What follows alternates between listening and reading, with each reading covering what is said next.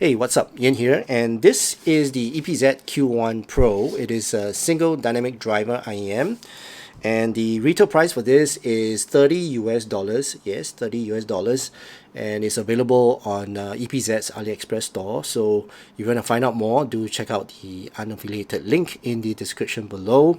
And it comes in this box, which I just showed you. This is the retail box. At the back here, you do get the specs, which I'll read out to you. Frequency range is 20 to 20,000 Hertz. Sensitivity is 100 dB, and the impedance is 32 ohms. And they do show a graph of the IEM at the back. I'll show you my graph later.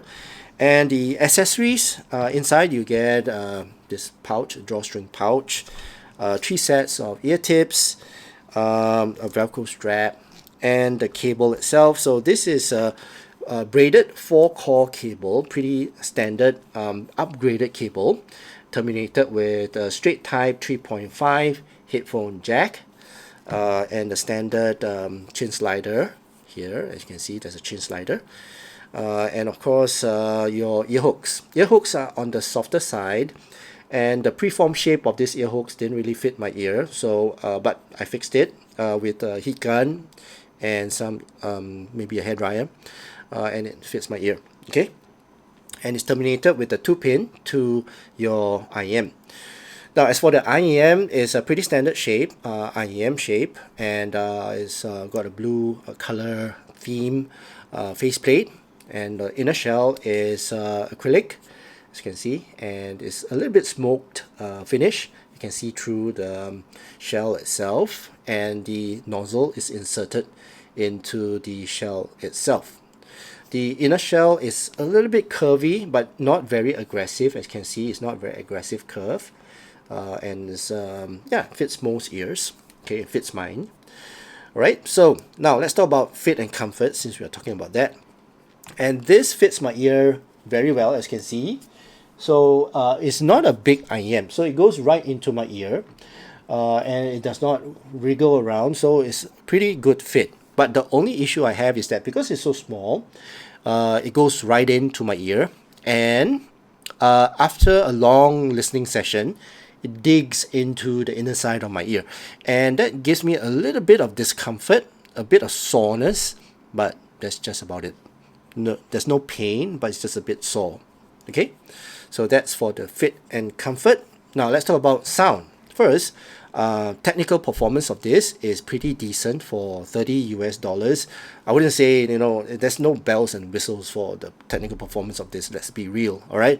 For $30, I think what I can say is that it performs to its price point, and well, yeah, $30 will sound like a $30 earphone. Okay, in terms of the sound separation, is all right.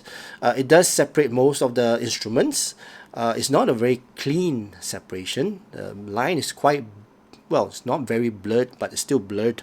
Better than all my instruments all jumbled up and muddled up in the mix.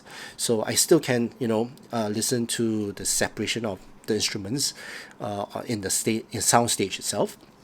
And speaking about soundstage, the stage for this is pretty decent. It's not the widest soundstage. It's also not a very intimate soundstage, so pretty normal soundstage, I would say. Vocals are usually in the middle, and instruments are like behind. So I mean, it's a pretty correct soundstage. So nothing to fault about the soundstage on this. Detail retrieval. Now, detail retrieval of this is a little bit lacking. Okay. Firstly, it's because of the tuning. So to me, the details are lacking because this tuning is a little bit odd, or it's a niche tuning whereby the treble is a dark treble. So because of that, there's the details are there, but it's not as sharp. It's a little bit on the blunt side. So the clarity of the details is a little bit veiled. Okay, so that's what I hear. Alright, so that's for the technical performance for this. Now let's talk about tone and timbre for this. This is a balanced tuning, very harmonious, except for the treble. So I would say natural sounding, and it's a bit warm, of course. and a bit casual as well. And that's about it.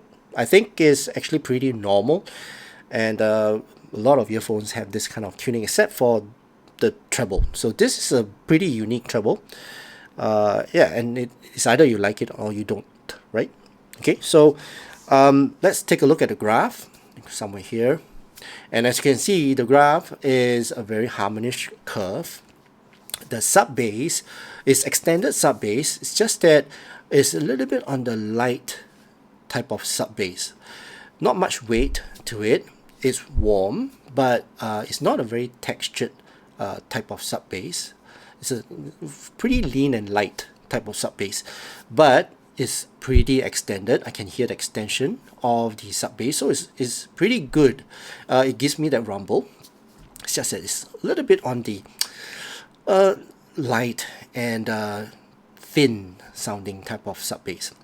Now, in terms of the mid bass is quite impactful. In fact, it's very impactful on certain songs, and forward as well. And to me, it's a little bit on the muddy side in terms of the mid bass. So you get a lot of the grudging of the mid bass, but you do get a lot of rhythm. It's just that it's a little bit too much, okay? But it's good, right? It keeps your energy up when you're listening to your songs or whichever track you're listening to. As for the mids are recessed. Instruments are a little bit veiled by the bass, and also it sounds a little bit blunt because of the treble. So, like for example, violins or trumpets, cymbal strikes, hi-hats, guitars, they sound a bit spaced out. Yeah, sounds like something is in front of them. I can't really explain to you how it sounds like, but it sounds blunt to me because of the treble.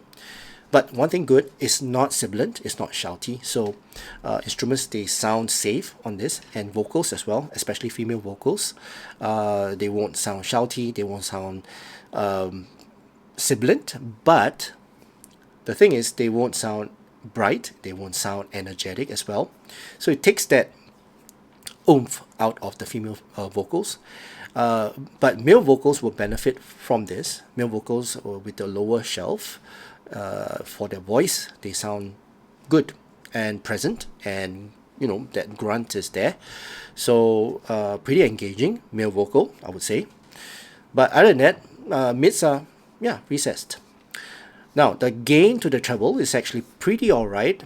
Alright, it's a pretty good gain. It gives you that energy there. The overall ear gain, when you listen to your track, you feel energized. Okay, so it's not like a very blunt and very flat type of transition to the treble. So the treble is actually pretty alright, but it's just that after that 3K peak, it starts to roll off. Okay, and that's where the treble starts to become dark. So this dark treble, what does it mean? It gives me a very safe treble. So if I'm sensitive to treble, I'm fine with this earphone, because this is not going to give me any shout or any sibilance when I'm listening to my track. But the energy is taken out from it, the definition is taken out from it. So hi-hats, cymbal strikes, crashes, claps, whistles, bells, they sound a little bit blunt to me. But it's a good thing and a bad thing. It depends, again, on your listening preference. So some may like it. It's either you like it or you don't. Okay, so for people who listen to a lot of trance, a lot of dark trance and techno, you will love this. Okay, for those of you who listen to a lot of high definition female vocals with or classical, then this is not going to be the IM for you. Okay, and then after that it spikes back up for a little bit of the air before it rolls off for the treble. Okay, so that's the sound signature of this EPZ Q1 Pro. So is this for you? It depends. If you like to listen to trance, heavy metal, anything that is shouty, anything that has got a shouty end, but at the same time a very high bass level, then you might appreciate this. For those of you who listen to classical, female vocals, jazz, and even pop songs, right? You might not appreciate this because most vocals will have female vocals, right? But if you're just listening to electronic music, then yeah, this is pretty good for that kind of genre of music. For me, it depends. So if I'm listening to my electronic music, I'll just whip this out. Previously, I whipped out the Q1. That has got a really, really dark treble, but this is a little bit better. At least this one has got better, pinna gain, and overall brightness of the treble is a little bit better than the Q1. So yeah, I will whip this out if I listen to my electronic music. But if I'm listening to my classical music, female vocals, or in general, my normal pop music, then yeah, I may not pull this out. Yeah, but if I'm in a mood for trance, then yeah, I do. Okay, so $30, I would say, is a very acquired taste. It depends, right? For those of you who are in this hobby and you have a whole collection of IEMs, then maybe this is not for you. But for those of you who are new to this hobby and you have not tried an IEM that has got a dark type of treble, then maybe you might want to try this EPZ Q1 Pro. Right, so that's my review for this EPZ Q1 Pro. I hope you guys enjoyed watching this video, and if you did, please give this video a thumbs up, and also please don't forget to subscribe to my channel. That's it for now. I hope you guys have a great day ahead, and I'll see you again in my next video. Cheers.